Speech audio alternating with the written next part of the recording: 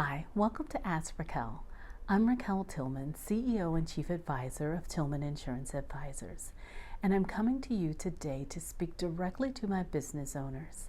This is for big businesses, little businesses, solopreneurs, anyone who has either inventory, contents, or physical location where they conduct their business. What would you do if a fire or some natural disaster just completely wiped out your particular location? Most people would say they'd call their insurance agent, they would make sure their property was replaced, or they would begin the rebuilding process for their location if they own the building, and that's great. But what would you do to pay your rent? Because that would still be due, or your mortgage.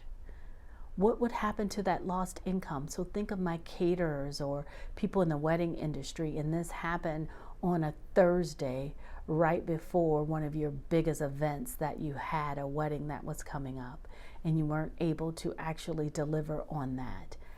How would you replace that income? What about your employees? Because you're out of business for 3 months while you're in the rebuilding process. How would you handle that?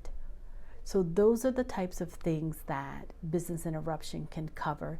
It can even cover you renting a temporary space for a few months up to the limit on the policy in order to get yourself up and running quickly.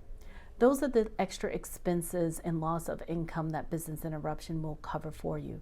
So if you don't have that coverage on your policy, take a look at it and give a call to your trusted insurance advisor and make sure you have that. How much is enough? That depends on the business.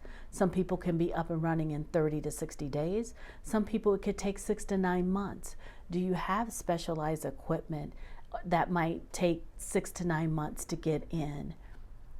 Do you have a backup somewhere else or a warehouse where you can do some things? So think about that as you're thinking about how much you have, as well as your fixed expenses that you might have, or your loss of income and what your profit might be during that time that you're out.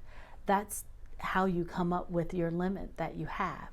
So if you have a question about business interruption insurance, leave that down here for me. I'll be more than happy to answer that, because if you have the question, someone else does, or contact me directly. I'll be happy to do a consultation with you. This has been Ask Raquel. I'm Raquel Tillman, CEO and Chief Advisor of Tillman Insurance Advisors. Until next time.